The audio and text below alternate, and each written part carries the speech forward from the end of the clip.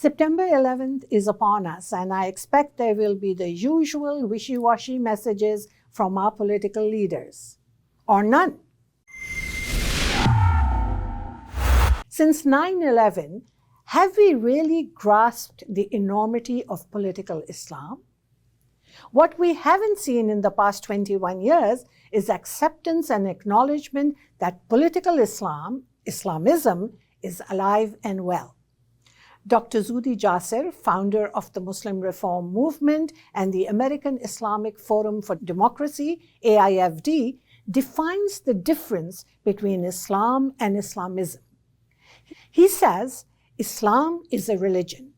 On the other hand, the defining characteristic of Islamism or political Islam is its intolerance of others, even including many Muslims. Islamists glorify violence against all those who disagree. Those of us who have been reminding Western leaders that political Islam was and is the cause of massive violence and destruction around the world have been called fearmongers. However, all you have to do is take a look around and connect the dots. We, reform-minded Muslims, have warned that during the pandemic, Islamists were planning and plotting ways to impose their ideology. And that's what political Islam is, an ideology which can be transferred into action at any time. Take the recent scandal regarding Laith Marouf. So, my name is Laith Marouf, and I'm a consultant at the Community Media Advocacy Center, and a member of the organizing committee for this project. Welcome to the second event for the Building an Anti-Racism Strategy for Canadian Broadcasting, Convergence and Conversation. Marouf, a consultant with CMAC, Community Media Advocacy Center, had collected $133,000 from Canadian Heritage as an anti-racism trainer, despite having an extensive history of public statements referring to Jews as bags of human feces, worthy only of a bullet to the head. That's not all. According to media reports, Marouf's Community Media Action Center has collected more than $500,000 in federal contracts since 2015. These consultative events are facilitated by the Project Steering Committee and organized by the Community Media Advocacy Center, or CMAC, with support from Heritage Canada's Anti-Racism Action Program. All this despite referring to Black and Indigenous figures as house slaves and slamming Francophones. The Zionist militias waged a campaign of genocide and ethnically purged more than 800,000 Palestinians, or half the indigenous population, from the land. Once the story broke, the Minister of Diversity and Inclusion, such irony, Ahmed Hussein, has suspended the $133,000 contract, and his department said they were conducting an extensive review. It is absolutely unacceptable that federal dollars have gone to this organization that has demonstrated xenophobia, racism, and anti-Semitism. It has to stop. We put a stop to all the funding going to this organization, and further than that, we are ensuring that there are better processes in place to make sure that no other organization or hateful individuals slip through the cracks. Seriously?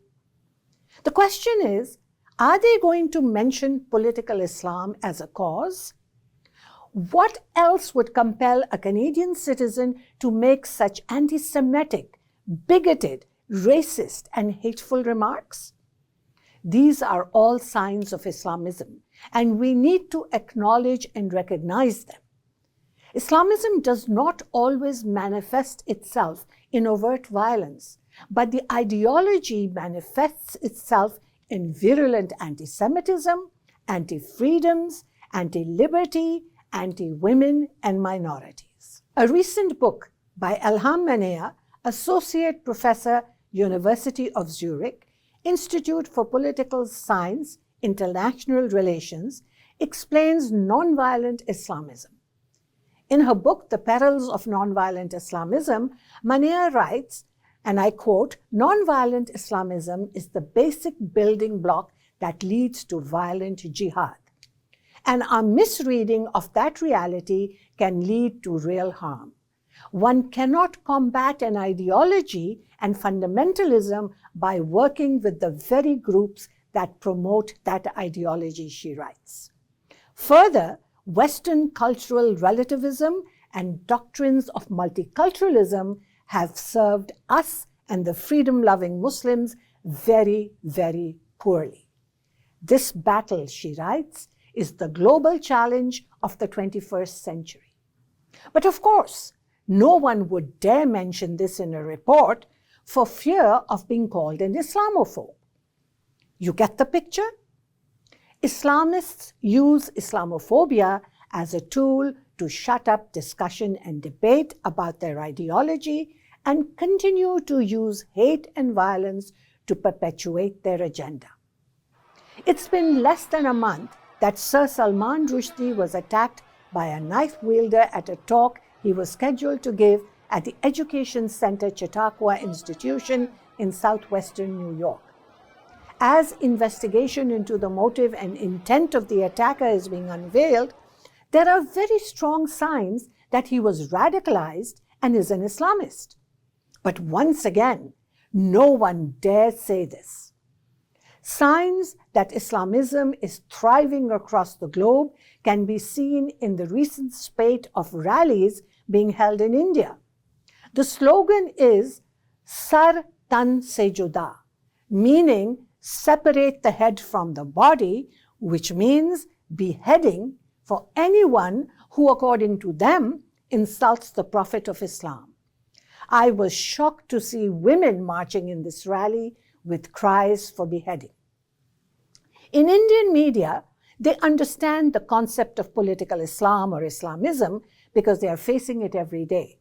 And fortunately, they are not practicing woke culture or political correctness, so they call it out as it is. The practice of beheading, which was used indiscriminately by ISIS and its followers, is a purely Islamist practice. But today, calls for beheading, as we've seen in the UK and Europe, should be a red flag and a wake-up call for us. My friends, Islamism is coming fast and furious. Either we challenge it or stand aside and let it take over. This is Raheel Raza for Rebel News. Don't forget to click or like www.rebelnews.com.